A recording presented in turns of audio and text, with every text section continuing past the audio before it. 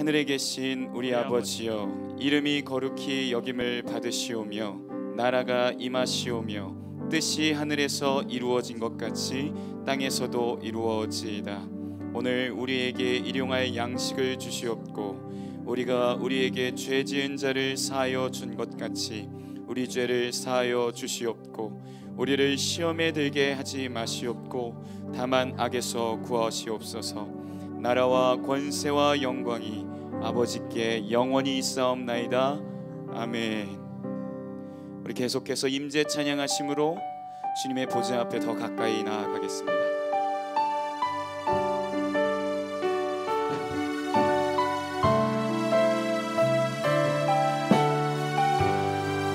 하늘의 문을 여소서, 하늘의 문을 여소서. 이곳을 주목하소서. 주를 향한 노래가 꺼지지 않으니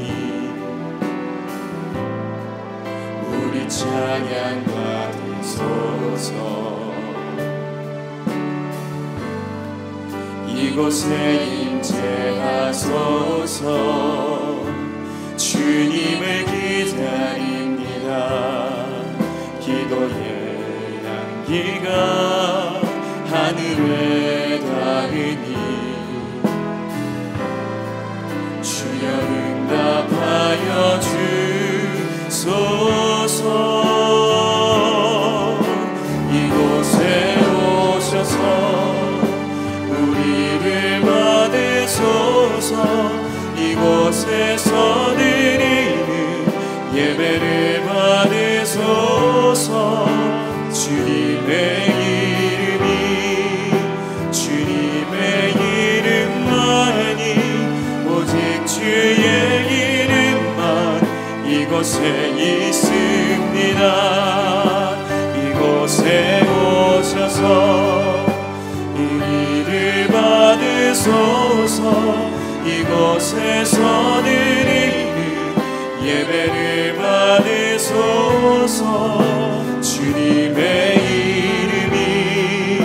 주님의 이름만이 오직 주의 이름만 이곳에 있습니다.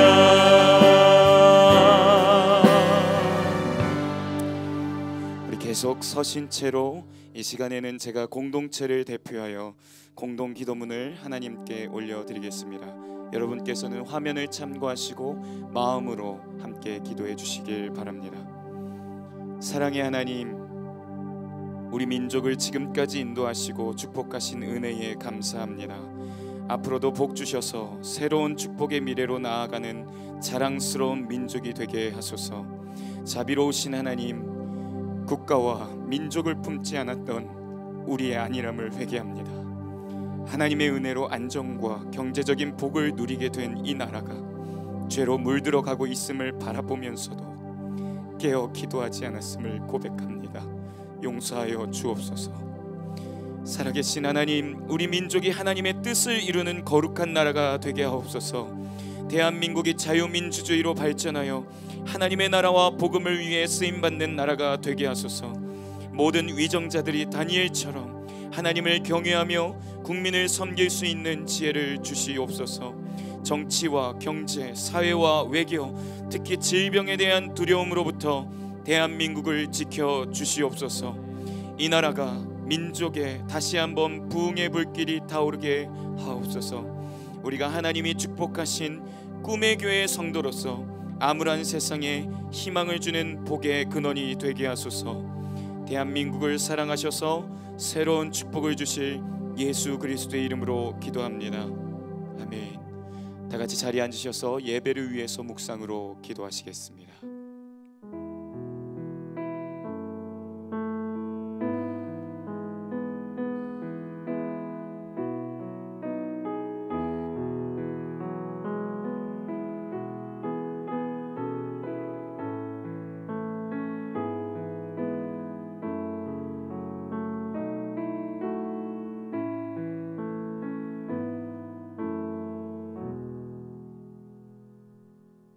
사랑의 하나님, 감사합니다.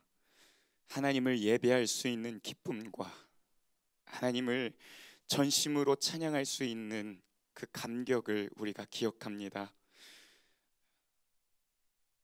마음껏 찬양할 수 있던, 또 마음껏 하나님을 예배할 수 있었던 그 시간을 우리가 감사함으로 기억하며 오늘부터 시작되는 조용하지만 더 깊은 예배를 카타콤과 같은 초대교회와 같은 그런 예배로 드려지긴 하지만 우리의 마음과 하나님의 사랑은 여전히 변함이 없어서 우리의 예배에는 성령의 충만함과 기름 부으심이 넘쳐나길 소원합니다.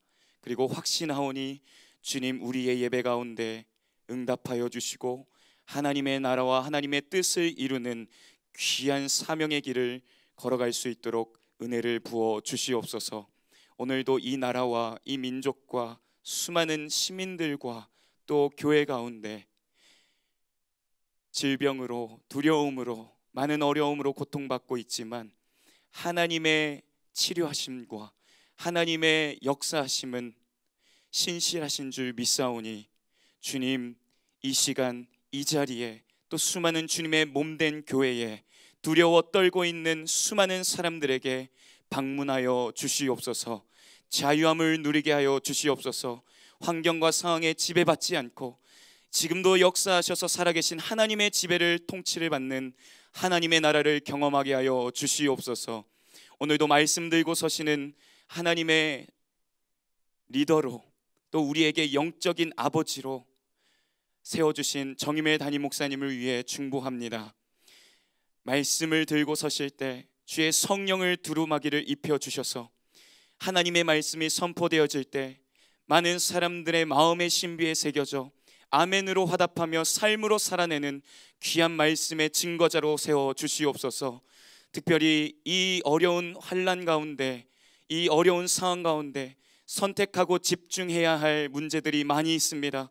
주님 지혜와 총명함을 더하여 주셔서 올바른 선택과 지혜로운 선택으로 하나님의 나라를 더욱더 확장해 나가며 하나님의 뜻을 이루는 귀한 목사님의 삶이 될 수 있도록 주님 역사하여 주시옵소서. 지치지 않도록 영육간의 강건함을 허락하여 주시옵소서. 하나님 이 예배 가운데 이 시간 함께 하시는 줄 믿사오니 찬양과 우리의 마음에 우리의 예배에 주님 흔들리지 않는 믿음을 더하여 주시옵소서. 감사를 드리며 존귀하신 예수 그리스도의 이름으로 기도드리옵나이다. 아멘.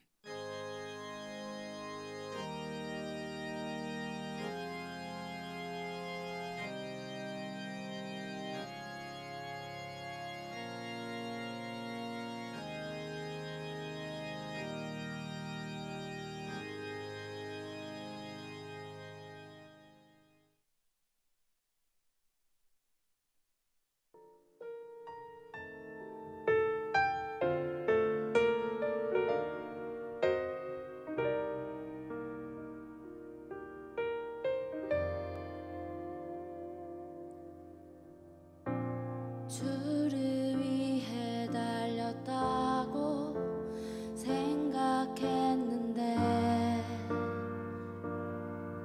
사실 나를 높이려 했었네. 나의 감정과 생각을 묵상할수록 주의 음성 들리지 않았네. 창세 전에 나를 알고 계신 것, 나를 먼저 찾아오신 것.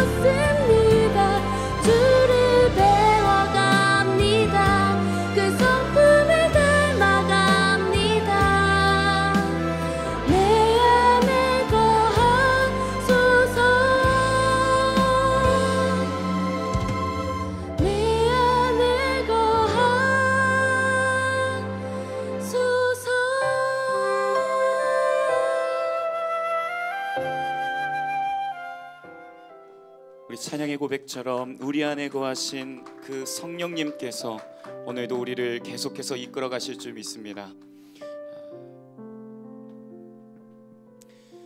사랑하는 여러분, 세상의 절망은 어떠한 고난이 와도 우리는 극복할 수 없다고 말합니다.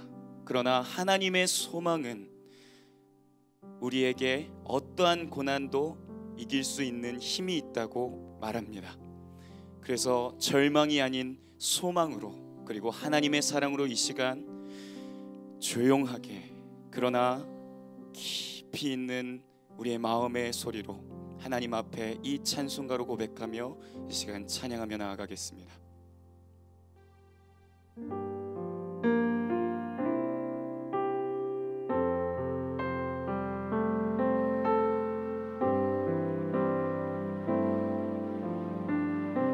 예수 사랑하심은 예수 사랑하심은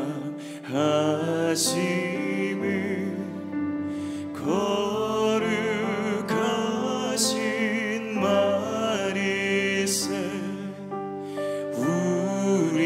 우리들은 약하나 예수 권세 많도다. 나를 사랑하시고 나의 죄를 다 씻어 하늘 문을 여시고 들어가게 하시네. 나의 사랑하심, 나의 사랑하심,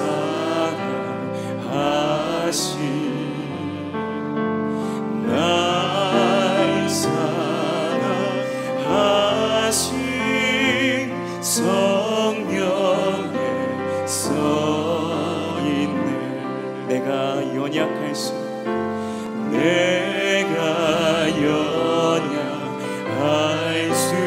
연약할수록 더욱 귀히 여기사 높은 보좌 위에서 낮은 나를 보시네. 나의 사랑하심, 나의 사랑하심, 나의 사랑하심 성경에 써있네. 세상 사는 동안에, 세상 사는 동안에 나와 함께 하시고 세상 떠나가는 날 천국 가게 하소서. 나의 사랑하심, 나의 사랑하심, 나의 사랑하심 성경에 써. 나의 사랑하심, 나의 사랑하심, 나의 사랑하심,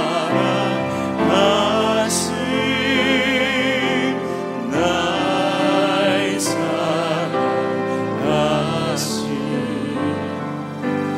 나의 사랑하심.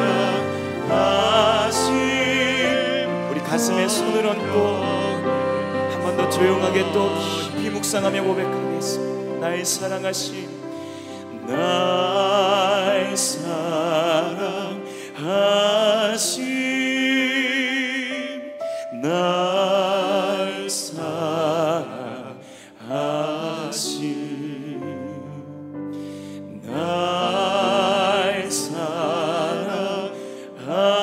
말씀 성경에 써있네.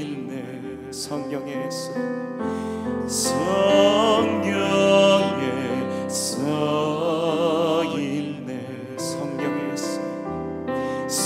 성경에 써있네. 우리를 끝까지 붙드시는 그 사랑이 오늘도 우리를 계속해서 인도하실 줄 믿습니다. 이 시간에는 바이올린의 선율로 십자가를 질 수 있나 계속해서 하나님 앞에 영광 올려드리겠습니다.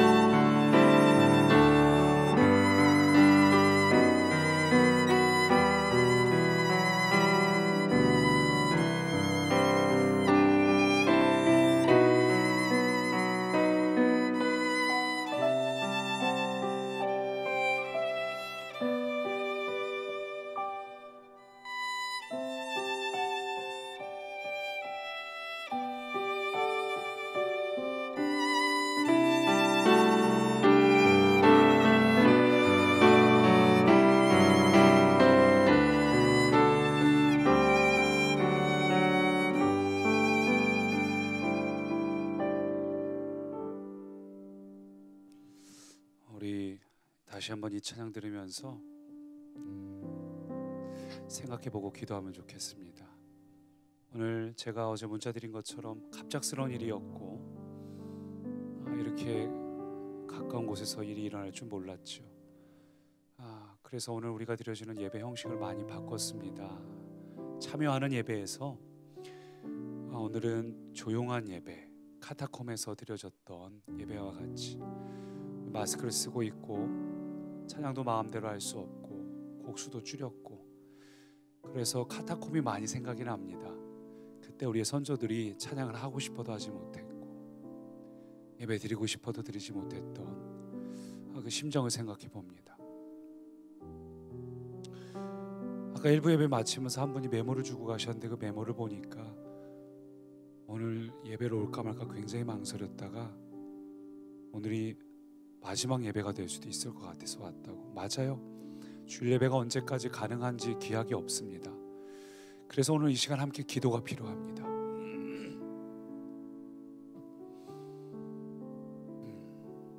같이 기도할 때에 우리 자신과 그리고 이 나라를 위해서 기도할 건데 먼저 우리 자신을 위해 기도합시다. 당분간 예배를 우리가 마음껏 드리지 못합니다. 그러나 그럴수록 우리 안에 그 예배의 소중함과 사모함을 깊이 누리게 하시고 우리 안에 간절함으로 카타콤에서 마음껏 예배하지 못해도 온 깊은 중심을 다해서 예배했던 이들처럼 하나님 우리의 예배가 그렇게 되게 해달라고 먼저 이 반주 들으면서 함께 우리 자신을 위해 합심으로 기도합니다. 살아계신 아버지 하나님, 이 시간 우리의 마음을 갖고 성령님, 이 시간 우리의 마음 중심을 잡아주십시오. 성령님, 이 시간을 잡아주십시오.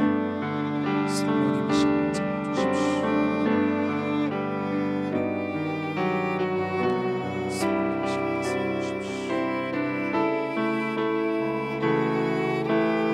오 주님, 이 시간을 잡아주십시오. 예배 중심이십시오. 하나님,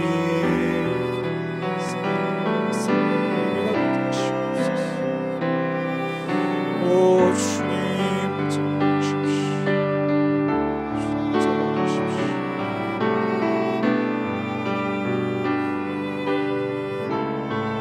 오늘 예배가 마지막인 것처럼 하나님 우리에게 주어진 시간, 오 주님의 시간을 붙들어 주십시오. 살아있는 예배 참 진실한 하나님이 기뻐하시는 예배 드리옵소서. 주님 제발 주옵소서.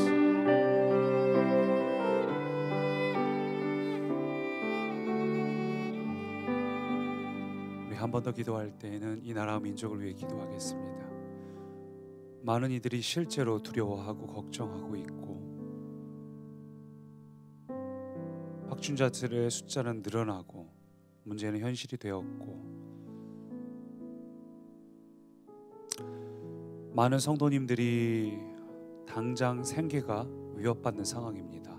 그래서 우리 같이 기도할 때 이 문제를 해결하실 수 있는 분은 오직 예수 그리스도 한 분뿐입니다. 예수님의 보혈로 이 나라를 덮어주셔서 하나님 전염병의 이 흑암의 세력은 결박하여 쫓아내시고 우리에게 회복을, 자유를, 그리고 두려움에 사로잡혀 있는 이들에게는 하나님을 붙들게 할 수 있는 그 용기를 우리에게 더여 주옵소서. 이 나라를 위하여 또 온 세계의 열방을 위하여 하나님 이 모든 것으로부터 우리가 문제를 겪거나 두려움에 겪지 않도록 예수님의 보혈을 덮어주십시오. 예수님의 보혈을 덮어주십시오. 우리 그렇게 함께 합심으로 기도합니다. 살아계신 주님, 이 시간 예수님의 보혈을 덮어주십시오. 오 영원한 오 주님, 이 시간 예수 그리스도의 보혈을 덮어주십시오. 오 주님, 예수님의 덮어주십시오. 예수 그리스도 보혈 외에는 없습니다. 살아계신 주님, 그리스도 예수의 보혈을 덮어주시오. 우리의 문제와 질병을 결박하사 꾸짖어 쫓아내시오. 우리를 회복하시오. 우리를 일으켜 주십시오. 오 주님, 여러 가지 어려운 가운데 있는 우리 성도, 우리의 환경과 상황, 막막한 현실, 우리를 두렵게 하는 상황, 하나님 모든 매인 것들로부터 우리를 자유케 하시며 회복하시며 하나님의 은혜를 우리 가운데 부어주셔서 오 주님 다시 한번 일어나게 하옵소서. 다시 회복되게 하옵소서. 오 주님 위리 여기시옵소서. 오 주님 아버지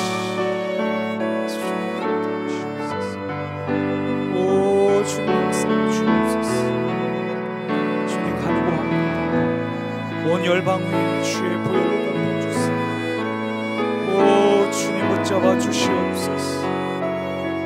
오 주님 말씀하시옵소서.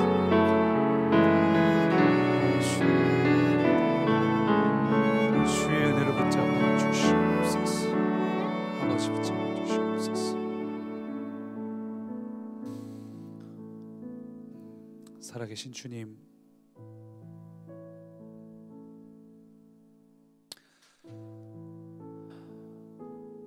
여러 가지 상황과 현실 위에 마음을 두렵게 할 수 있습니다. 당장 생계가 어려워질 수 있습니다. 그러나 주님, 우리의 마음이 두려움에 잠식당하는 것이 아니라 풍랑이를 고생하고 있는 제자들에게 찾아오사 안심하라, 내니 두려워하지 말라 말씀하셨듯이 오늘 우리의 고통을 그냥 두지 않으시고 찾아오사 주님 우리에게 말씀하여 주옵소서. 이 시간 우리 위에 위로가 필요한 이들에게 위로하여 주시고, 낙심하고 지쳐있는 이들에게 용기를 더하여 주시고, 두려움에 사로잡혀 있는 이들에게는 주의 음성을 들려주옵소서. 우리가 들어야 될 진정한 음성이 예수 그리스도가 되게 하시고, 우리가 눈을 들어 기도할 때 예수 그리스도의 보혈의 능력이 이 땅을 덮어 우리 안에 회복이 일어나는 것들 경험케 하여 주옵소서. 오늘도 이 예배 가운데 임재하신 성령님, 우리의 마음을 주장하사 우리의 예배 가운데 하나님을 누리고 경험하고 하나님의 임재가 온전히 체험되는 살아있는 예배 되게 하여 주옵소서. 예수님 이름으로 기도합니다. 아멘.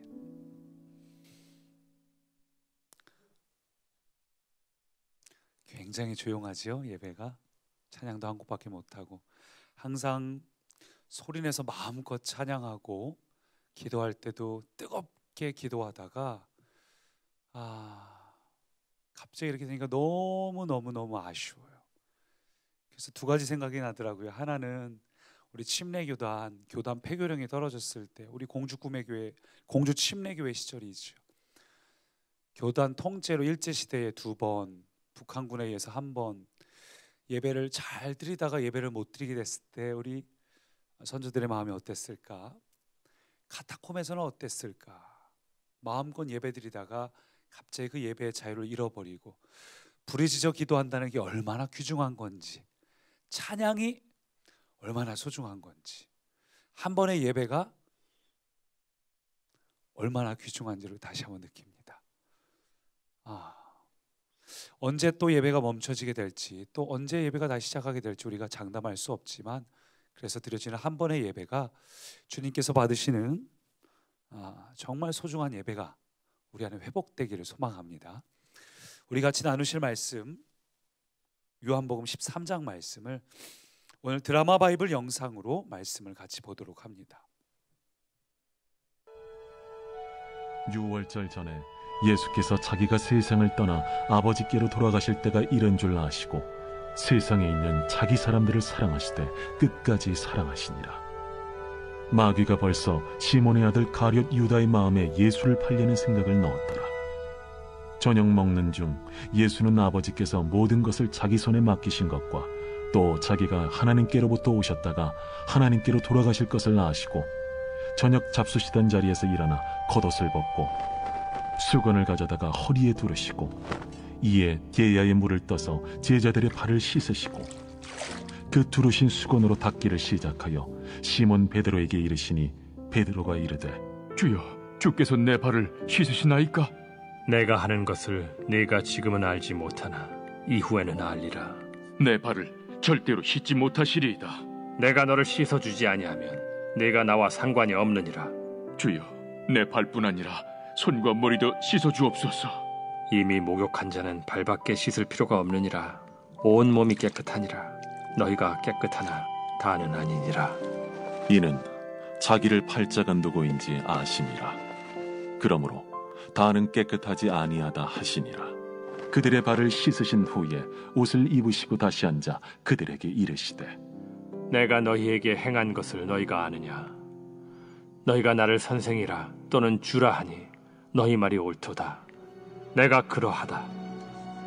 내가 주와 또는 선생이 되어 너희 발을 씻었으니 너희도 서로 발을 씻어주는 것이 옳으니라. 내가 너희에게 행한 것 같이 너희도 행하게 하려 하여 본을 보였노라. 내가 진실로 진실로 너희에게 이르노니 종이 주인보다 크지 못하고 보냄을 받은 자가 보낸 자보다 크지 못하나니 너희가 이것을 알고 행하면 복이 있으리라. 아멘. 오늘 우리가 새로운 축복의 사명이란 제목으로 말씀을 나눕니다. 오늘 그리고 먼저 이 자리에 와 계신 분들께 이 자리에 오시기 전에 어쩌면 많은 고민과 망설임을 하셨던 분들도 계실 텐데 정말 존경의 마음을 전합니다. 또한 오고 싶지만 현실이 그렇지 못하여서 우리 가정에서 영상으로 예배를 드리는 분들께도 감사의 마음을 전합니다. 어제 깜짝 놀라셨죠? 두 번째 확진자가 유성구란 얘기도 들으셨고, 어제 제가 목자분들에게는 동선표도 올려드렸는데 두 번째 확진자의 마지막 동선이 요 반성역이에요. 그리고 길 건너편에 한석도시락 옆에 있는 우리은행 이었습니다. 많은 분들이 뭐 다음 날 제가 우리은행 갔었는데 괜찮을까요? 뭐 여러 가지 이야기들이 있었고, 또 그분이 송림동 3단지죠. 송림산단지. 다행히 저희 성도님 중에는 해당되는 가정이 이제 한 가정만 3단지를 거주하고 계시는 상황이고 해서 많이 놀라셨을 거라 생각이 들어요. 이게 바로 앞으로 다가왔다고 생각이 되니까 걱정되실 텐데, 우선 공기 중에 떠다니는 바이러스는 4시간이면 사라집니다. 그러니까 우리가 그것도 이제 아주 큰 입자예요. 그리고 내 앞에서 직접적으로 막 재채기를 해대는 게 아니라면 일반적인 마스크로도 괜찮고, 우리가 돌아다닐 때 마스크를 충분히 쓰고, 그리고 혹시 모르니까 다이소에서 파는 조그만한 이 분무기 있죠. 향수 같은 거, 공병 같은, 거기다 알코올을 담아서 갖고 다니면서 수시로 손을 뿌리시면 사실 그렇게 많이 걱정하지 않으셔도 괜찮습니다. 근데 어쨌거나 현실로 다가왔고 많은 사람들이 마음속에 두려움이 찾아왔습니다.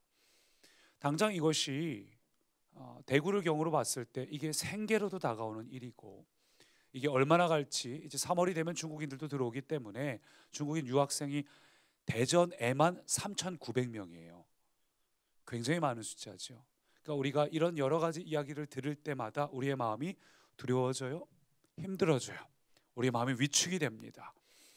여러분, 그러나 지금은 우리가 두려워할 때가 아니라 기도할 때입니다. 여러분, 기도하시기 바랍니다. 우리의 마음이 세상 사람들하고 똑같이 두렵고 위축되고 우리의 마음이 낙심해서 어떻게 하면 좋은가 발말 동동 구르는 것이 아니라, 저와 여러분에게는 예수 그리스도가 함께 하십니다. 이 땅의 모든 문제를 해결하신 예수 그리스도, 그분이 우리 아버지가 되시는데, 여러분, 예수님의 이름을 붙잡고 예수님의 보혈로 덮어달라고 기도하시기 바랍니다. 비록 이 일은 인간의 연약함, 어리석음으로 시작되었을지 몰라도 믿는 자들이 주의 은혜를 구하며 기도할 때, 여러분, 하나님께서는 합력해서 반드시 선을 이루십니다. 제가 한 3주 전이었나요? 중국을 미워하는 마음이 있고 중국이 너무 싫고 왜 저런 생각을 갖고 있나 하는데, 하나님께서 그것에 대해서 그들도 불쌍히 여기라는 마음을 제가 주셨다 그랬죠. 여러분, 근데 중국을 위해서 우리가 기도하기 시작을 했는데 중국에 어떤 변화가 일어나는지 아시지 않습니까? 철옹성 같던 공산당 독재죠. 엄밀히 말하면 그 단단한 철옹성에 금이 가기 시작을 했어요. 많은 이들이 불만을 품기 시작했고, 이 정도면은 중국 내에서는, 지금 자라온 세대에서 이 정도면은 굉장히 많은 변화가 시작이 된 겁니다. 작년과 재작년에 2해에 걸쳐서 대부분의 선교사가 중국에서 다 추방당했습니다. 우리가 아는 선교사님은 다 추방당했어요. 그분들이 중국을 위해서 정말 애써서 기도를 했습니다. 이 일이 그것 때문에 일어난 건 아니겠지만 저는 이것도 합력해서 선을 이루어서 하나님께서 중국 땅의 복음을 회복하시고, 특별히 삼자교회, 정부에게 매여 있는 삼자교회, 복음이 회복돼야 될 곳들이 굉장히 많아요. 중국 땅에도 회복이 될 줄 믿습니다. 신천지도 마찬가지예요. 불과 얼마 전에 우리가 김남희 씨의 폭로 사건을 이야기 나눴는데, 아마 이번 일로 신천지는 돌아올 수 없는 강을 건넜습니다. 굉장히 어려움을 겪을 거예요. 그래서 저는 이런 부분들도 하나님 안에서 회복되기를 소망을 합니다. 제가 지난 금요일에 기도를 하는데, 처음에는 이 코로나19 문제로 기도를 하나님 앞에 하는데, 나중에는 하나님께서 코로나19보다 더 심각한 우리나라의 죄에 대해서 회개하기를 원하시더라고요. 여러분, 그래서 저는 이것이 우리가 오늘 느끼는 것처럼, 아까 일부 분들도 예배 드리면서 많이들 우셨는데, 예배의 소중함을 회복하고 기도의 소중함을 회복하고, 그래서 저는 이것이 합력해서 선을 이루어서 반드시 한국교회가 이 일로 준비가 돼서 하나님께서 다시 한번 마지막 때에 부흥을 주실 때 그것을 준비할 수 있는 그런 계기가 되기를 소망합니다. 여러분 같이 기도해 주시기 바랍니다. 신천지도 반드시 무너집니다. 다만 당분간은 자기들의 동선이나 어떤 신분을 감추는 습성 때문에 당분간은 조금 더 문제가 될 수 있습니다. 그래서 오늘 들어오실 때 불편할 정도로 저희가 방화문을 닫고 돌아오면서 막 현수막도 꽤 무섭게 해놨죠. 일부러 그렇게 좀 해놓는데 성도님들의 최대한 안전과 예방을 위해서 그렇게 하였습니다. 그리고 들어오실 때도 방문객이신 분들에게는 저희 정식으로 등록된 성도님이 아니실 때는 몇 개월째 방문하신 분들 얼굴 다 안다 할지라도 다시 한번 확인차, 정식 등록된 성도님이 아닐 때는 일일이 이름과 전화번호, 교회, 그리고 그 핸드폰이 실제로 본인 핸드폰인지, 왜냐하면 신천지가 굉장히 싫어하거든요. 확인하는 절차를 일부러 거치도록 했어요. 굉장히 불편하신 분들 계셨을 겁니다. 오랫동안 방문하신 분들은 이렇게까지 해야 되나, 이 기회에 등록을 하셔요. 그리고 아마 굉장히 불편하신 분들이 있었을 거예요. 이해는 되지만 그래도 이렇게까지 해야 되나, 좀 과하다, 불편하다, 어쩌면 그러신 분들도 혹 계셨을 겁니다. 근데 오늘 본문 말씀에도 보면은 이거 좀 과하다, 불편하다, 꼭 이렇게까지 해야 되나 싶은 장면이 등장해요. 바로 세족식 장면입니다. 세족식 장면은 제자들로 하여금 이 좀 이렇게까지 해야 되나, 굉장히 불편하다를 느꼈을 만한 사건이에요. 왜냐하면 당시에 이 세족식, 이스라엘 사람들은, 당시 유대인들은 가죽으로 만든 샌들을 신고 다녔습니다. 근데 이 가죽이라는 것이 물이 닿거나 땀이 나면은 냄새가 나기 시작하죠. 그리고 또 이 이스라엘 사람들 다녔던 길들이 흙먼지가 많이 났기 때문에 여러 가지 이유로 발이 더러워요. 냄새도 나고. 그래서 집에 들어가기 전에 반드시 발을 씻고 들어가는 정결 예식법이 따로 존재했습니다. 근데 이 발이 워낙 더럽다 보니까 이것을 까다롭게 조건을 달아가지고, 심지어 랍비들이 이 정도까지 했는데, 종이라 할지라도 유대인 종은 발을 씻겨주지 않는다라고 했어요. 왜냐하면 유대인 종은 희년이 되면 다시 회복이 되니까 유대인 종은 안 되고 이방인 종들만 손님의 발을 씻어줄 수 있다. 그러니까 하찮게 봐도 굉장히 하찮은, 아주 부정적인 걸로 생각을 하는 겁니다. 이 발 씻어주는 거를. 대부분의 집에서는 자기 발은 자기가 씻고 들어갔고, 혹 부잣집일 때는 이방인 종을 두어서 그가 하인들이 오면 신발끈을 풀고 발을 닦아주도록 했어요. 그래서 침례 요한이 예수님을 가리켜서 내 뒤에 오시는 이는 내가 감히 신들매도 풀 수 없다, 신발끈도 풀 수 없다고 표현한 장면이 바로 그 얘기입니다. 그러니까 이 발 닦아주는 거는 하찮다고 여겨지는 것 중에 아주 상징적인, 최고로 하찮은 일, 아주 부정적인 것에 가까운 일. 그걸 예수님께서 갑자기 하시는 거예요. 밥 먹다 말고 갑자기 자리에 일어나가지고 이걸 하고 계시니 제자들 입장에서 얼마나 마음이 당혹스럽고 당황스럽겠어요. 대체 왜 이러시는 걸까? 이게 그냥 당황스러움을 넘어가지고 불편한, 어찌할 바를 모르는, 이건 왜 그런지는 알겠는데 좀 과하다 싶은 그런 마음을 제자들이 지금 느끼고 있는 겁니다. 그때 주님이 이렇게 말씀하셔요. 7절 보니까 내가 하는 것을 네가 지금은 알지 못하지만 나중에 알게 될 거야. 예, 지금은 제자들이 다 이해할 수 없어요. 예수님이 이제 십자가 지실 것도 어떻게 되실지 전혀 알지 못하는 상황이라 제자들은 이해를 못했습니다. 그래서 주님이 계속 뭐라 말씀하시냐면 14절부터 보니까 내가 주와 또는 선생이 되어 너희 발을 씻었으니 너희도 서로 발을 씻어주는 것이 옳으니라. 너희가 이것을 알고 행하면 복이 있으리라. 알고 행하면 무슨 말이에요? 너희가 이것을 곧 깨닫게 될 거야. 그리고 깨닫게 되고 나서 그것을 행하는 자는 복이 있으리라. 복 있는 자다. 뭘 행하면요? 서로의 발을 씻어주는 것, 그 사랑의 섬김, 그 하나님께서 주신 그 사명이 곧 행하는 자가 복이 있다고 이야기를 하고 있어요. 그래서 오늘 본문 보니까 16절에도 이런 표현이 나옵니다. 보냄을 받은 자가 보낸 자보다 크지 못하나니. 맞아요. 보냄을 받은 자는 보낸 자보다 클 수 없습니다. 보냄을 받은 자는 보낸 자의 뜻을 그대로 행하는 자, 말 그대로 사명을 행하는 자예요.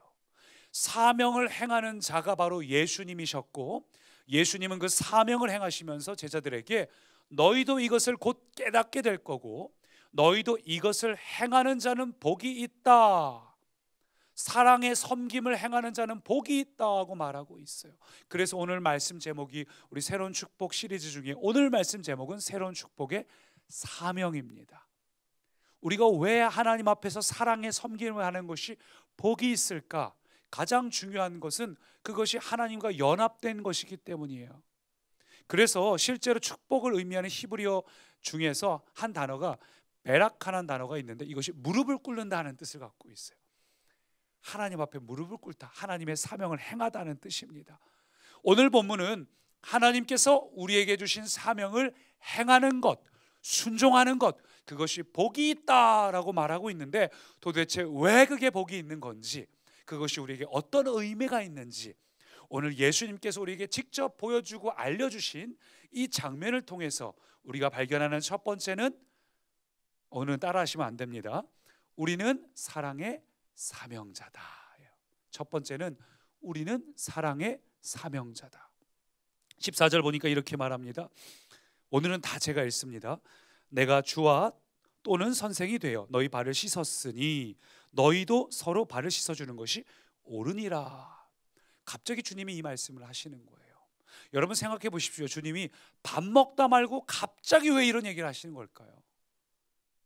제가 이 구절 읽고서 좀 찔렸습니다. 저희가 이렇게 밥 먹으러 이제 교육제대로 갔을 때 밥 먹다 말고 가끔씩 제가 약간 분위기를 회의 분위기로 만들 때가 있거든요.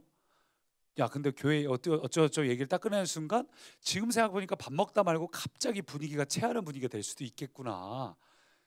이 예수님 보면서 한 가지 느꼈는데, 갑자기 예수님께서 저녁 먹다 말고 도대체 왜 제자들을 이토록 당혹스럽게 만들었냐는 거죠. 왜 예수님께서 이 상황에서 굳이 이런 세족식을 하셔야 했을까? 그것은 이 저녁 식사 자리가 이른바 최후의 만찬이기 때문입니다. 이제 불과 몇 시간 후면 겟세마네 동산에서 체포당하시고 몇 시간 후면 십자가에 달려 돌아가시게 돼요. 채 24시간도 안 남았어요.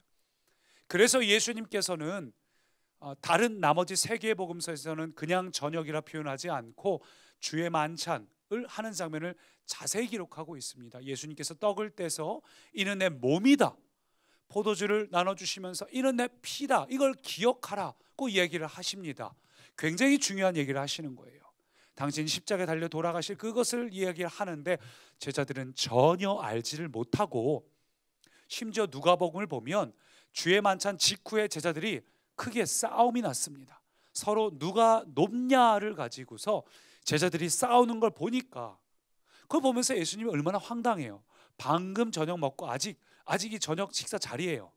밥 먹고 그 상에 안 치워진 상태에서 같이 막 얘기를 두런두런 하는 중에 제자들끼리 싸움을 하고 앉았으니, 예수님 앞에 두고 서로 그렇게 소리를 언쟁을 하면서 그러고 있으니 예수님께서 얼마나 답답하시겠습니까? 몇 시간 후면 내가 이들과 함께 할 수 있는 시간이 별로 없는데, 그래서 예수님께서는 하나님의 사랑이 무엇인지, 그들이 곧 겪게 될 이 십자가의 사랑이 무엇인지, 이것을 조금 더 피부로 와닿게 하기 위해서 자리에서 일어나서 세족식을 시작하신 거예요. 그래서 이 세족식은 오직 요한복음에만 기록되어 있습니다.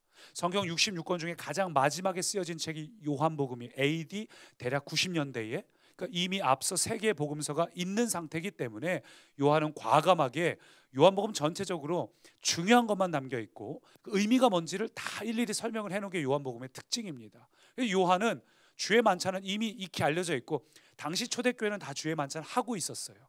모든 모임마다. 그렇기 때문에 그건 과감하게 없애고, 저녁 먹는 중에 누가복음에 알려진 것처럼 이미 싸움이 났기 때문에 예수님께서 이 세족식을 하셨다. 그리고 그 이후에 약 4장에 걸쳐서 제자들하고 이야기하신 것들, 전부 주제가 뭐냐면 사랑, 나를 사랑하는 자는 계명을 지킬 것이다. 사랑, 계명, 이 두 가지를 가지고 무려 4장에 걸쳐서 마지막 최후의 말씀을 하신 장면이 요한복음에 등장을 해요. 예수님께서는 이제 십자가를 앞두고 그 사랑이 뭐냐, 십자가를 보아도 아마 이들이 빨리 깨닫지 못할 것이기 때문에 예수님께서 이 땅에서 가장 마지막으로 임팩트 있게 보여주신 모본, 우리로 하여금 앞으로 우리가 어떻게 해야 될지를 보여주신 그 샘플이 바로 오늘 이 말씀이에요. 특별히 오늘 이 말씀에서 우리의 마음에 한 가지 와닿는 구절이 뭐냐면 1절 보니까 이렇게 말해요. 예수께서 자기가 세상을 떠나 아버지께로 돌아가실 때가 이른 줄 아시고 세상에 있는 자기 사람들을 사랑하시되 어떻게 해요? 끝까지 사랑하시니라. 끝까지 사랑하셨다. 여러분, 우리가 좀 전에 우리가 기억할 첫 번째로 우리는 사랑의 사명자다라고 말을 나눴습니다. 우리는 하나님께서 이 땅에서 하나님의 사명을 지킨 것처럼 사명을 지키는 자가 복이 있다. 하나님의 뜻을 순종하고 행하는 자가 복이 있다. 그것이 세족식을 통해서 사랑의 섬김이라 할 수 있는데, 근데 이 사명, 특별히 사랑의 사명은 어떻게 하는 것인가? 오늘 본문 보니까 끝까지 사랑한다는 거예요. 어느 정도인가? 끝까지가 어느 정도인가? 예수님은 가룟 유다의 발을 씻었을까요? 안 씻었을까요? 이 가룟 유다의 발도 씻었어요. 이때 여러분, 가룟 유다는 이미 돈을 받은 상태입니다. 누가복음을 보면은 이미 은30냥을 받고 나서 최후의 만찬 자리에 와 있어요. 그러니까 이미 유다는 돌아올 수 없는 강을 건넜습니다. 예수님도 아셔요. 그럼에도 불구하고 예수님께서 제자들의 발을 씻기실 때 유다의 발도 씻기셨다는 거예요. 여러분, 이게 이해가 됩니까? 여러분이라면 유다의 발을 씻길 수 있으실까요? 지금 이 사람이 어떤 생각을 하는지 뻔히 아는데, 이 사람은 절대로 마음이 바뀌어지지 않을 거 내가 아는데, 그 사람 발 앞에 내가 무릎을 꿇고 앉아서 발을 씻는다는 게 얼마나 굴욕적인 일입니까? 우리 입장이 돼 본다면, 내가 정말 나를 막 미워하고 공격하는 사람 앞에서 어떻게 이렇게 할 수 있겠어요? 예수님은 그래서 뭘 이야기하시는 거냐? 사랑은 감정이 아니야. 내가 지금부터 너에게 일러줄 사랑은 감정이 아니야. 사랑은 사명이야. 그 얘기를 하시는 거예요. 오늘 이 얘기를 좀 먼저 나누려고 하는데, 여러분 한번 생각해 보십시오. 우리가 그래 뭐 나는 그렇게 못할 수 있지만 예수님이면 그렇게 하실 수 있지 않을까? 예수님은 원래 사랑이 많으신 분이니까 예수님이라면 유다의 발이라도 좀 씻어줄 수 있지 않을까 우리가 생각할 수 있는데, 이 본문을 가만히 묵상해 보면 예수님이라 해도 이게 참 쉽지 않은 상황이에요. 왜냐하면 이 예수님이 이제 불과 24시간이 안 남은 거죠. 불과 몇 시간 뒤면, 이때가 저녁 시간이고 예수님께서 돌아가신 때가 오후니까 얼마 안 남은 거예요. 그 시간 뒤면은 예수님께서는 돌아가십니다. 예수님은 십자가에서 돌아가시면서, 십자가가 무엇입니까? 예수님께서 겪을 고통은 단지 육신의 고통이 아니었어요. 육신의 고통뿐만 아니라 인류의 과거와 현재와 미래의 모든 죄와 저주를 전부 당신께서 지시고, 당신이 가장 사랑하는 아버지 하나님으로부터 버림받고 그분이 가장 무서운 그 공의의 심판을 한 방울도 남김없이 예수님께 다 쏟아부어 주시는, 그 모든 것이 깨어지는, 존재가 깨어지는 그 아픔을 겪으셔야 되는 겁니다. 예수님께서는 그것이 굉장한 힘든 일이셨을 거예요. 얼마나 그것이 마음속에 괴로우셨다면 잠시 후에 겟세마네에 가서 피가 땀이 되도록, 아니 그냥 땀이 나도록 기도하는 것도 쉽지 않아요, 여러분. 피가 땀이 피가 되도록 하나님 앞에 처절하게 기도하셨어요. 육체의 고통이 두려우신 게 아니라 온 인류의 저주를 감당하시고 받을 심판. 예수님의 마음 상태는 지금 좋은 컨디션이 아닙니다. 게다가 이런 상황에서 제자들은 싸우고 있어요. 지금 내가 떡 잔 주면서 한 얘기를 하는데 제자들은 예수님의 마음은 콧방귀도 안 뀌고서 자기들끼리 막 지지고 볶고 싸우고 있고, 예수님의 마음이 얼마나 외로웠을까라는 생각도 해봅니다.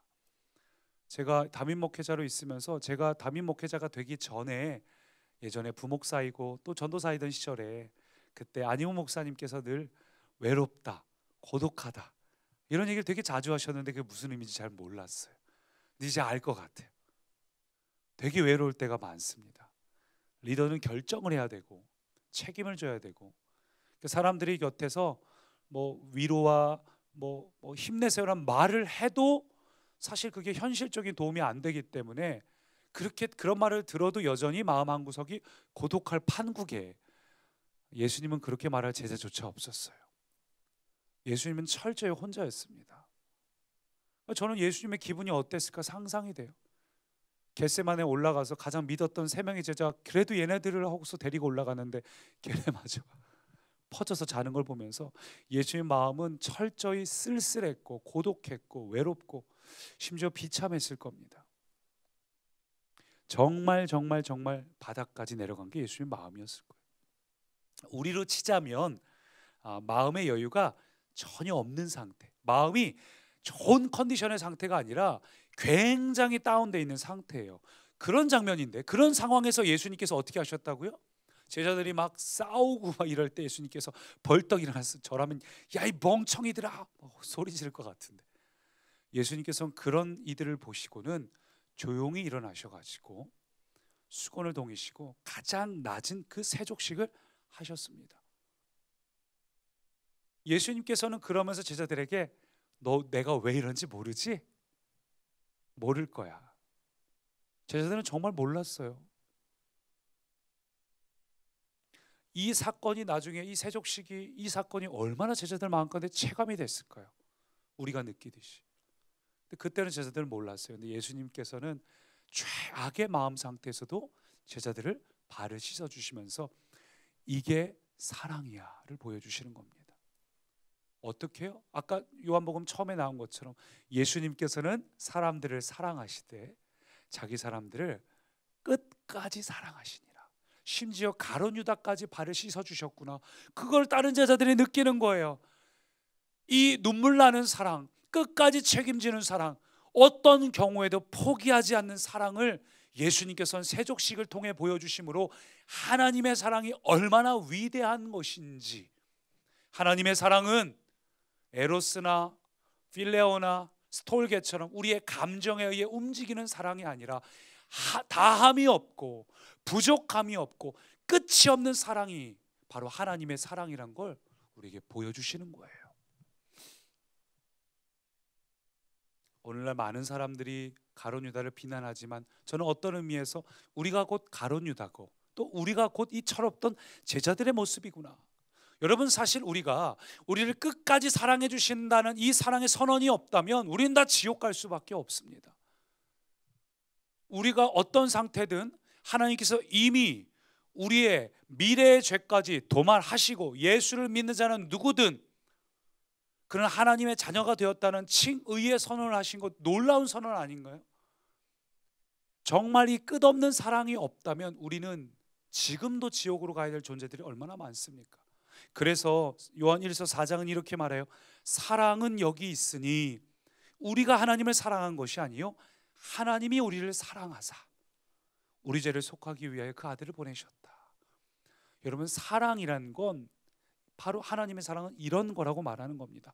로마서 5장도 그걸 계속 강조해요. 로마서 5장 6절부터 보니까 우리가 아직 연약할 때 예수께서 경건치 않은 자를 위하여 죽으셨다. 우리가 아직 죄인 되었을 때 죽으셔서 자기 사랑을 확증하셨다. 우리가 원수 되었을 때 바울은 이걸 가슴 절절하게 느껴가지고 고백하는 거예요.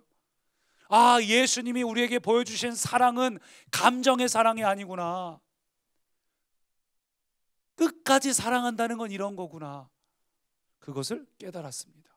그래서 예수님은 세족식 하시면서 7절에 있는 것처럼 내가 하는 걸 너희가 지금은 알지 못하지만, 지금은 알지 못해요. 제자들이 그때까지는 몰랐습니다. 그러나 나중엔 제자들이 전부 깨달았어요. 그래서 제자들도 죽기까지 예수님을 사랑했습니다. 사도 요한 빼고는 나머지는 다 일찌감치 순교했죠. 베드로도 거꾸로 십자가에 매달려 죽었습니다. 저는 여러분도 이렇게 되기를 축원합니다. 죽으라는 얘기가 아니라 깨닫게 되기를 축원합니다. 우리도 오늘 이 사랑, 나에게도 사랑의 사명이 있는데 우리가 지금까지 생각했던 사랑은 나의 감정에 따라, 나의 컨디션에 따라, 내가 지금은 사랑할 만한 상황이 안 되네. 나는 그가 마음 바꾸기 전까지는 나는 절대 내가 먼저 사랑해 줄 마음이 없어. 우리 안에 그런 사랑이 있었다면 사랑은 사명이구나. 끝까지 사랑하는 것이구나. 이게 예수님께서 우리에게 보여주셨고 너희도 그렇게 하라. 그것이 곧 복이 있다고 말씀하셨어요. 여러분, 이거 정말 복이 있는 거예요. 우리가 미워하는 사람을 사랑할 때 사실은 내가 죽을 것 같지만 내 이 속사람, 이 겉사람이 깨어지고 사실은 내 이 사람, 속사람이 하나님과 연합하는 것입니다. 하나님을 닮게 되는 거예요. 아니, 내 안에 계신 하나님이 드러나는, 내 안에 계신 예수 그리스도께서, 질그릇 안에 담긴 보배로운 예수님께서 드러나는 그것이 질그릇이 깨지는 것입니다. 그래서 말씀대로 행하는 것이 복이 있어요. 말씀대로 행할 때 우리는 참된 하나님의 사랑을 느낄 수 있습니다. 저는 여러분도 이것을 깨달아서 먼저 사랑하시기를 축원합니다. 미운 사람이라 할지라도 여러분이 그 사람에게 먼저 손 내미시고 그 사람이 변하지 않는다 할지라도 끝까지 사랑하실 때 그 사람과의 관계도 열매 맺고 여러분 안에도 하나님의 성품이 열매 맺게 돼 있어요. 그래서 진정한 사랑은 뭔가? 저는 이렇게 생각해요. 지금은 상대방이 깨닫지 못한다 할지라도 언젠가 상대방이 깨달을 그때까지 끝까지 사랑하는 거, 포기하지 않고 사랑하는 거. 그래서 다른 말로 하면은 사랑은 미래지향적인 겁니다. 여러분, 사랑은 미래지향적이에요. 사랑을 할 때 오늘 지금 당장 그가 변하지 않는다 해서 멈춘다면 그건 변심입니다. 지금 당장 어떤 열매가 있지 않는다고 해서 멈춰진다면 그것은 온전한 사랑이 아니에요. 하나님께서 우리에게 원하시는 사랑은 끝까지 사랑이에요. 여러분, 이 사랑을 함께 나누시기를 축원합니다. 하나님의 아가페 사랑은 영원합니다. 하나님의 아가페 사랑은 끝이 없고 다함이 없어요. 그래서 오늘 본문 14절 보니까 이렇게 말하고 있어요. 내가 주와 또는 선생이 되어 너희 발을 씻었으니 너희도 서로 발을 씻어주는 것이 옳으니라. 너희도 행하게 하려고 본을 보였노라. 사랑하는 꿈의 가족 여러분, 오늘은 이제 마스크를 하시니까 아멘 소리도 그냥 입을 그냥 계신 채로 하십시오. 그러나 깊이 있게 여러분, 카타콤처럼 깊이 여러분 이것을 공감하시길 바랍니다. 우리는 이미 그 사랑을 받았습니다. 하나님께서는 이미 우리에게 끝없는 사랑을 베푸셨고 우리는 그 사랑을 받았습니다. 그렇다면 이제 우리도 끝없는 사랑을 받은 자답게 우리 옆에 있는 이들을 끝없이 사랑하시기를 축원합니다. 하나님은 그렇게 사랑할 수 있지만 우리 옆에 있는 사람을 끝없이 사랑한다는 건 쉬운 건 아니에요.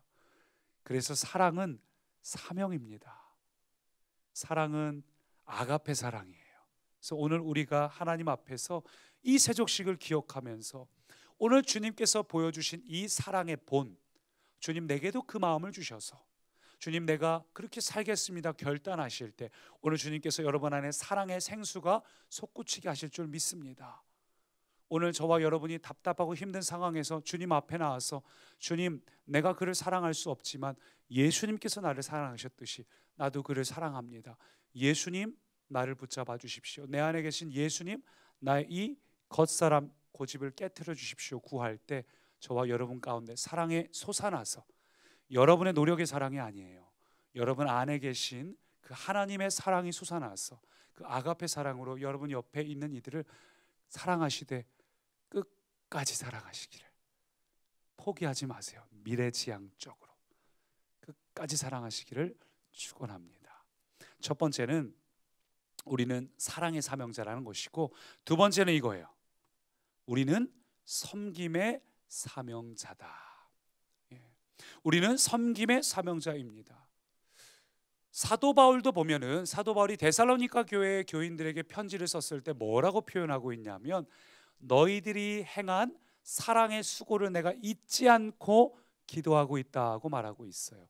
사랑의 수고, 사랑의 수고. 예, 여러분 그래요. 사랑은 단지 립 서비스가 아닙니다. 저도 이거 쓰면서 찔리더라고요. 나의 사랑은 집에서 도와주지 않고 소파에 앉아있을 때가 얼마나 많았던가. 여러분 사랑은 립 서비스가 아니라 사랑은 수고입니다. 우리 성도들에게도 마찬가지예요. 오늘 하나님께서 우리에게 말씀해 주시는 사랑에는 반드시 수고가 뒤따라야 됩니다. 다시 말해서 사랑의 수고는 섬김이라는 행동으로 표현되는 겁니다. 그래서 오늘 기억해야 될 두 번째가 우리는 섬김의 사명자라는 거예요. 사랑의 사명자일 뿐만 아니라 사랑의 사명자라면 마땅히 섬김이라는 행동이 우리에게 나타나야 됩니다.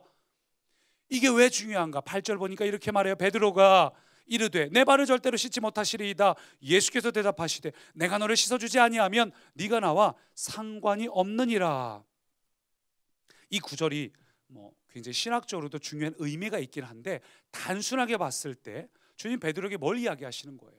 내가 발을 씻겨주지 않으면 너와 내가 상관이 없다, 관계가 없다, 그 얘기를 하시는 거예요. 여러분 섬김이란 건 그래서 일이 아니라 관계로 접근해야 됩니다. 존재론적으로 접근을 하는 거예요. 마치 부모와 자녀처럼 존재론적으로 접근을 해야 우리가 이 사랑과 섬김을 이해할 수 있습니다. 여러분 예수님께서 왜 섬기셨습니까? 예수님께서 우리를 사랑하시고 우리를 위해서 섬기시되 세족식에서 또는 죽기까지 우리를 위해서 섬겨주신 이유가 뭡니까? 그것은 우리가 뭔가 잘난 구석이 있어서가 아니라 존재 때문이에요. 내가 누구인지 존재 때문에 주님 우리를 섬겨주셨어요. 마치 부모가 자녀를 사랑하고 그를 위해 수고하는 것은 그가 나에게 뭔가를 잘 해줘서가 아니라 아기 때 뭘 잘해줄 게 뭐가 있어요? 울어대기만 하지. 그러나 그 존재만으로도 마땅히 수고를 하는 부모의 마음처럼 하나님께서 우리를 향한 섬김도 바로 그와 같다는 거예요. 그러므로 우리는 깨달을 수 있습니다. 섬김이 뭔가? 여러분 섬김은 감정이 아니에요. 사랑처럼 감정도 아니고 의지도 아니라 섬김은 관계입니다. 너와 내가 발을 씻지 않으면, 내가 너의 발을 씻어주지 않으면 너와 나는 상관이 없다, 관계가 없다. 나는 지금 네가 잘나서 발 씻어주는 게 아니야. 네가 어떤 사람이든 간에 너의 존재, 베드로 너는 나의 자녀이기 때문에 내가 너의 발을 씻어주는 거야. 섬김은 관계, 즉 존재론적 사명이라고 우리가 정의할 수 있어요.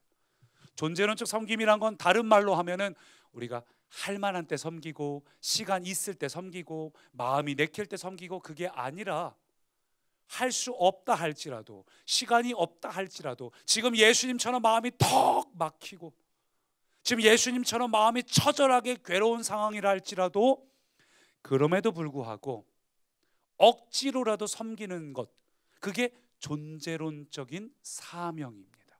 그게 존재론적인 섬김이에요. 마치 부모가 밖에 나갔다 와서 너무 피곤해도 자녀들이 배고프다고 하면은 일단 움직여서 자녀들 밥을 차려주는 것처럼 주님이 우리를 향한 섬김이 그랬다는 겁니다. 여러분 참 놀라운 표현이에요. 주님이 우리를 향한 섬김이 그와 같았다. 이걸 잘 기억하시기 바랍니다. 어떤 성도님들은 내가 하나님께 뭔가를 잘 해야지만 하나님이 날 위해 일해 주신다고 착각을 해요. 뭐 내가 왜 일이 안 될까? 헌금을 안 해서 그런가? 금식을 안 해서 그런가? 헌신을 안 해서 그런가? 그걸 해야지 하나님께 인정받을래나? 그걸 해야 하나님께 무슨 자녀답게 뭘 될래나? 아니요, 여러분. 하나님은 이미 여러분이 어떤 상태든 하나님 여러분 너무 사랑하셔요. 나의 작은 신음에도 응답하시는 분이 하나님입니다. 지금 여러분 상황이 많이 어렵고 힘들어졌어요. 두려운 사람도 있을 겁니다. 당장 다음 주면 개학인데, 다다음 주죠? 일주일 뒤에 개학인데 학교를 보내냐 마냐, 3월달 되면 어떡하냐. 여러분 그때 가만히 계시지 마시고 하나님 앞에 기도하시기 바랍니다. 하나님 일하여 주십시오. 우리 가족에게도 우리 직장에게도 이 상황 가운데도 일하여 주십시오. 여러분 하나님이 우리를 향한 섬김은 우리가 뭔가 헌신하고 잘해야지만 섬기는 게 아니라, 일해 주시는 것이 아니라 존재론적으로 우리의 존재 그 자체만으로도 하나님은 기뻐하시면서 우리를 위해서 일하고 계셔요. 그래서 아까 우리가 로마서 말씀 뭐라고 했습니까? 우리가 아직 죄인 되었을 때에 우리를 사랑하셨다. 하나님이 우리를 향한 섬김은 우리가 섬겨야지 사랑해 주시고 일해 주시는 것이 아니라 그냥 우리를 사랑하셨기 때문에 섬겨주신 거예요. 어느 정도까지 섬겨주셨나? 자기 목숨을 대속물로 내어주실 정도로. 마가복음 10장은 이렇게 말합니다. 인자가 온 것은 섬김을 받으려 함이 아니라 도리어 섬기려 하고 자기 목숨을 많은 사람의 대속물로 주려 함이니라. 예수님께서는 얼마나 섬김에 대한 마음이 있으셨냐면 자기 자신을 주시기까지 섬기러 오셨다고 말하고 있어요. 여러분 이게 존재론적 섬김이에요. 사랑, 섬김은 그래서 사랑입니다. 관계고 사랑입니다. 여러분 우리 안에 정말로 하나님을 향한 사랑이, 하나님으로부터 공급받은 그 사랑이 있으면 섬기게 돼 있어요. 힘들어도 섬기게 돼 있어요. 피곤해도 섬기게 돼 있어요. 시간이 없고 물질이 없고 건강이 허락되지 않아도 존재론적인 이유로 섬기게 돼 있어요. 하나님을 섬기고 공동체를 섬기게 돼 있습니다. 예수님은 사랑이 무엇인가 이것을 보여주시기 위해서, 사랑은 이런 거야, 존재론적인 거야, 관계야, 너와 내가 이 사랑 안에서 상관이, 관계가 생기는 거야, 보여주시기 위해서 세족식을 통해서 마음이 정말 힘드셨지만 묵묵하게 제자들의 발을 씻어주셨습니다.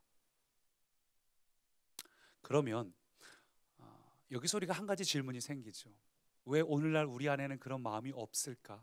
왜 교회 안에서는 옛날처럼 섬기는 사람이 많지 않을까? 제가 보기에 많은 이들이 나도 섬김의 사명자로 부름받았다는 사실을 깨닫지 못해요. 알고 행하는 자가 복이 있다 그랬죠?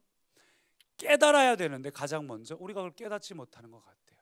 어쩌면 우리 오늘날 이 시대가 대형 교회를 선호하는 이유는 거기 가면 일하지 않아도 되니까.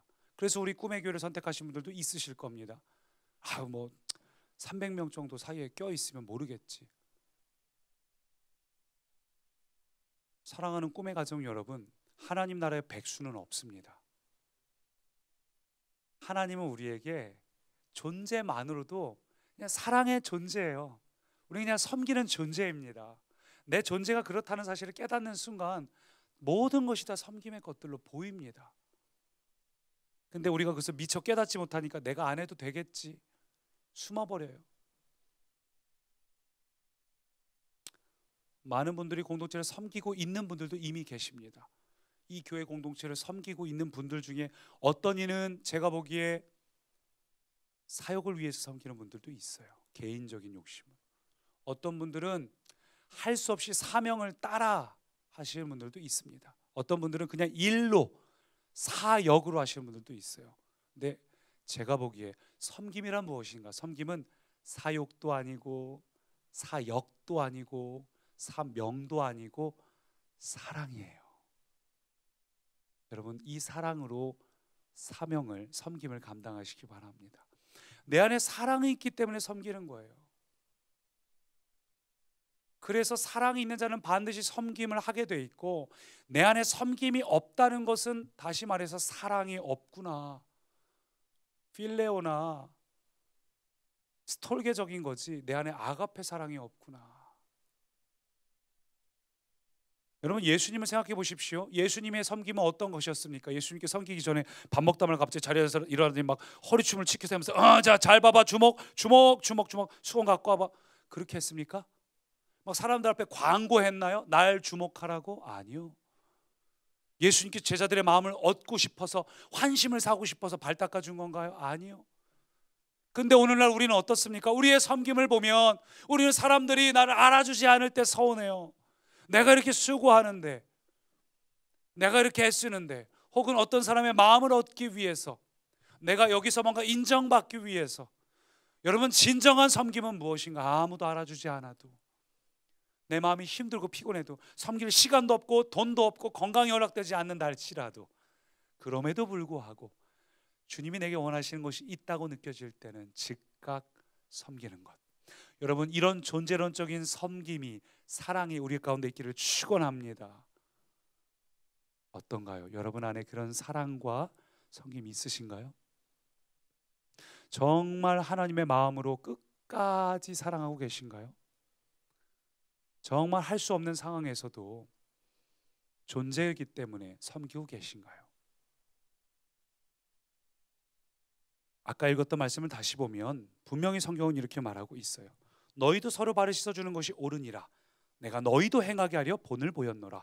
이것을 알고 행하면 복이 있으리라. 여러분, 우리가 하나님을 사랑한다는 건 반드시 공동체를 사랑한다는 뜻입니다. 내가 너희를 섬겼듯이 너희도 서로 섬기라고 성경은 분명히 이야기하고 있습니다. 그리스도의 몸된 교회 공동체를 사랑하고 섬기지 않고는 하나님을 사랑한다고 말할 수 없어요. 그렇다고 해서 섬김을 너무 거창하게 생각하지 마시고, 여러분 존재가 되었기 때문에 작은 것부터 시작하십시오. 작은 것부터.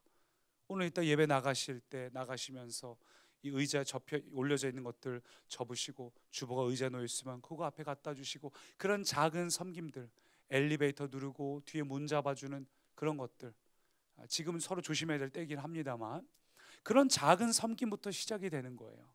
그래서 백범 김구 선생이 이런 말을 했습니다. 지옥을 만드는 방법 간단하다. 가까이 있는 사람 미워하는 거다. 천국 만드는 거 간단하다. 가까이 있는 사람 사랑하면 된다. 모든 것은 가까이서부터 시작된다. 맞아요. 가까이 있는 것, 작은 것, 당장 내 눈에 들어오는 것, 거기서부터 보여지는 겁니다. 여러분, 그거부터 시작이 되는 거예요. 지금 코로나19 때문에 교회적으로 심각한 어려움을 겪고 있습니다.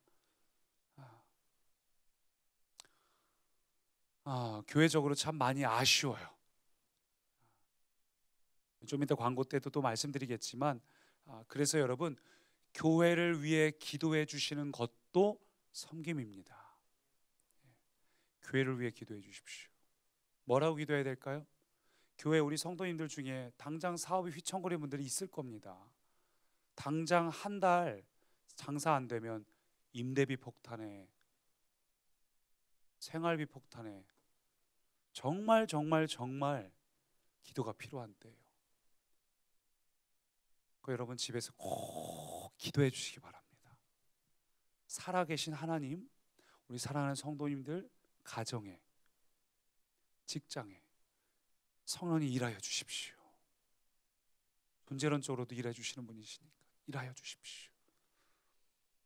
그리고 우리 교회 안에 우리 예배를 일주일에 한 번밖에 못 드린다는 게 얼마나 안타까운 일이에요. 우리 빨리 이 사건이 회복이 돼서 우리 안에 다시 한번 마음껏 예전처럼 소리치며 찬양하고 소리 지르며 기도하고. 우리 기도 되게 뜨거운 거 아시죠? 매주 수요일마다 침신대 학생이 20명이 와요. 침신대에서 여기까지 오는 거 되게 먼 거리입니다. 그나마도 이제 쉽지 않아졌는데요. 이 뜨겁게 하나님 앞에 예배하고 기도하는 것들 다시 회복할 수 있게 해주십시오. 작은 것부터 시작되는 거예요. 또 교회에서 안내해 주시는 거를 잘 따라해 주시는 것도 작은 섬김입니다. 그렇게 해주시길 부탁드립니다. 말씀을 맺습니다. 오늘 이 사건 이후에 가룟 유다가 결국은 예수님을 배반해 버렸어요. 여러분, 유다가 어떤 사람입니까? 지난 3년의 세월 동안 예수님께 사랑 많이 받았습니다. 예수님 어떤 분인지도 보았고 많은 것들 누리고 느낄 수 있었어요. 그래서 예수님께서 마지막 만찬을 할 때 이미 돈 받아온 유다임인 걸 알면서도 끝까지 기회를 주셨어요. 끝까지. 다른 제자는 전혀 눈치 못 채게, 그러나 본인은 알게. 그럼에도 불구하고 유다는 끝끝내 돌아오지 못했습니다. 여러분, 유다만 욕할 일인가요? 여러분, 예수님께서 지시는 이 십자가를 코앞에 두고 제자들이 싸우는 모습을 생각해 보십시오. 야고보와 요한은 어머니까지 동원해가지고 청탁을 하고 있어요. 제자들은 목청을 높여가면서 서로 누가 높냐를 외쳤고, 유다는 말할 것도 없이 심한 마음을 품었습니다. 이걸 보시면서 예수님 마음이 어떠시겠어요? 십자가를 앞두고 예수를 믿는다는 게 어떤 의미인지, 예수를 믿고 예수님처럼 살아간다는 게 어떤 의미인지를 예수님은 계속해서 말씀하고 계시는데, 제자들은 여전히 예수님을 통해서 한 자리 잡아야지, 꼭 저와 여러분 가운데 이런 마음이 있지는 않았습니까? 오늘 우리 마음 가운데 예수님을 믿는다는 것이 그저 여전히 주님을 설득해서 나의 것을 얻으려 하는 마음이 아니라, 오늘 우리가 들은 말씀과 같이 오늘 우리 안에 하나님의 사랑이 있기를 소망합니다. 오늘 여러분 그래서 구하십시오. 하나님, 내게 그 하나님의 사랑을 주십시오. 내 사랑으로 사랑하려고 노력하면 그것은 얼마 못 가서 무너집니다. 내가 억눌러 참는 것은 얼마 못 갑니다. 그러니 주님, 이 시간 나는 죽고 내 안에 계신 예수만 드러나게 해주십시오. 내 안에 계신 이미 예수님은 모든 세상을 이기셨다 하셨사오니, 예수님 그 사랑을 내게 샘솟듯 솟아나게 해주셔서 미워하는 자라도 발 앞에 꿇어 엎드려서 발을 씻어줄 수 있을 만큼 그 사랑을 내게 주십시오. 끝까지 사랑할 수 있도록, 당장 결과가 없고 당장 그가 변하지 않는다 해도 끝까지 사랑할 수 있도록, 그리고 내가 힘들더라도 섬길 수 있는 마음, 내가 시간과 환경이 없다 해도 섬길 수 있는 그 하나님 아버지의 사랑의 섬김의 마음을 오늘 우리 가운데 주십시오. 여러분, 그렇게 구할 때 너희가 이것을 알고 행하면 복이 있으리라. 무엇이 복입니까 여러분? 무엇이 새로운 축복 시리즈입니까? 여러분, 인생이 잘 되는 거요? 그것도 필요합니다. 그러나 진정한 복은 주님의 마음을 알고 주님과 연합한 자가 되는 거예요. 주님의 사명이 곧 나의 사명이 되는 겁니다. 한 번뿐인 인생 주님께 정말 쓰임받으면 좋겠습니다. 이거 앞으로 몇 번의 예배를 더 드릴 수 있을지, 얼마나 인생을 더 살 수 있을지 모르겠지만, 한 번뿐인 인생 하나님의 사명을 삶으로 이뤄내는 인생 사시기를 축원합니다. 우리 그 마음을 담아서 함께 합심으로 기도할 때, 주님, 내 그 사랑을 주십시오. 하나님 아버지의 사랑으로 끝까지 사랑하고 어떤 순간에도 섬길 수 있는 자, 그런 자가 내게 되게 해달라고 우리 자신을 위해서 각자 합심으로 기도합니다. 살아계신 주님, 이 시간을 간구합니다. 아버지, 살아계신 주님, 이 시간 아버지의 마음, 아버지의 사랑을 주십시오. 끝까지 사랑할 수 있도록 주님 은혜를 주시옵소서. 형편과 상황과 환경을 맞으시고 하나님의 나라 끝까지 사랑할 수 있는 저도 그 사랑을 줄 수 있도록 주님 역사하여 주시옵소서. 사랑하는 자, 섬기는 자가 되게 해주십시오. 주의 마음을 주십시오. 오 주님, 이 시간 임하여 주시니 감사합니다. 성령님 붙잡아 주십시오. 성령님 다스려 주십시오. 성령님 함께해 주십시오.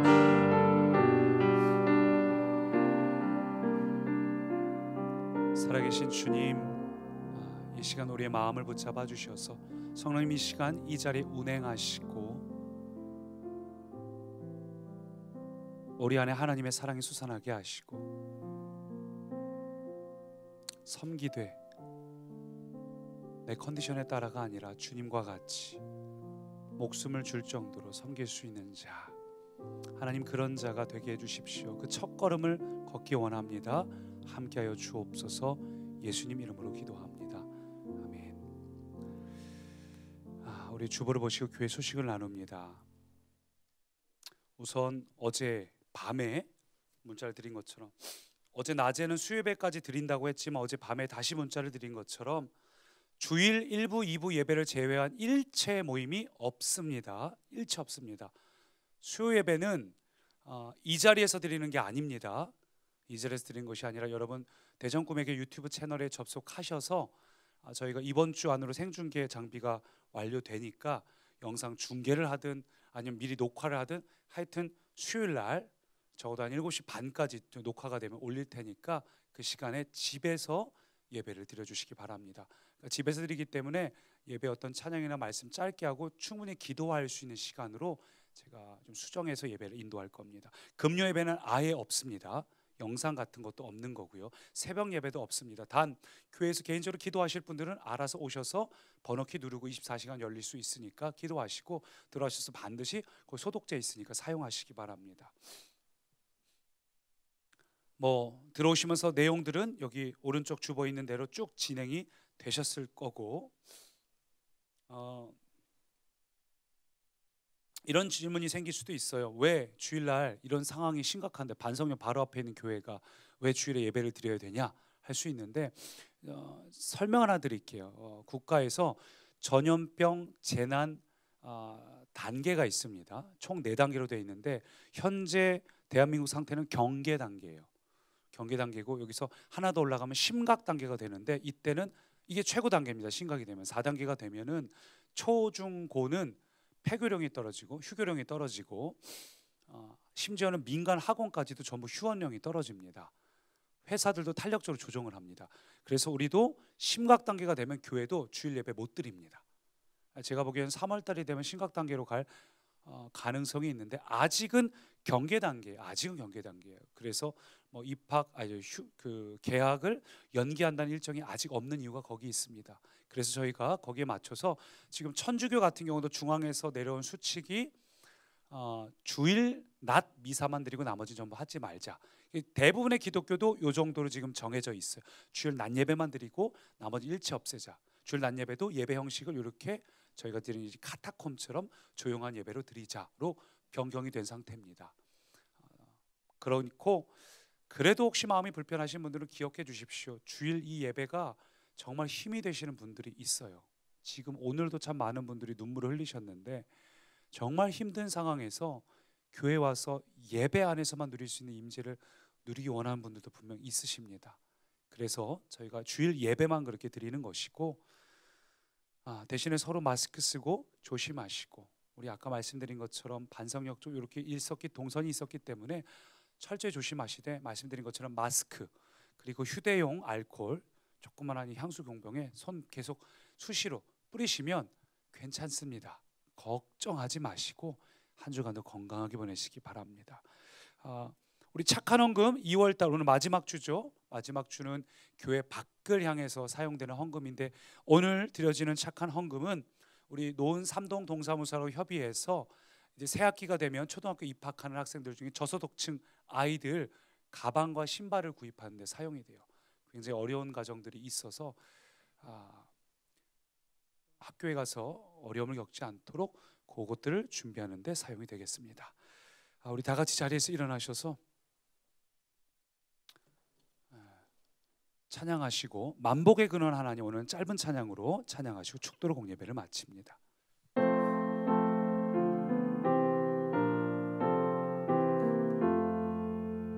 만복의 근원 하나님 온 백성 찬송 드리고 저 전사여 찬송하세 찬송 성부 성자 성령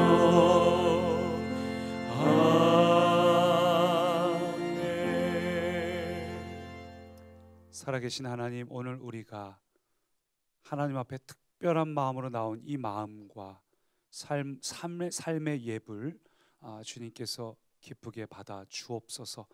이제는 아버지 하나님의 돌보심과 예수 그리스도의 보혈의 덮으심과 성령님의 위로하시며 역사하심이 모든 사랑하는 성도님들의 가정과 자녀들과 또 그 사업장 위에 지금부터 영원토록 함께 하시길 예수님 이름으로 간절히 축원하며 기도드리옵나이다.